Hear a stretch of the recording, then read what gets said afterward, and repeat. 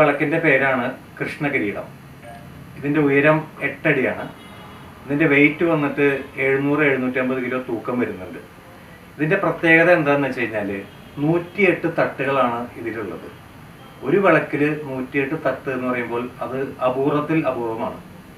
ഇത് വന്നിട്ട് ഞങ്ങൾ 2 ആഴ്ച കൊണ്ട് പണി പൂർത്തിയാക്കിയിട്ടാണ് തമിഴ്നാട്ടിലേക്കാണ് ഇത് അയക്കുന്നത്.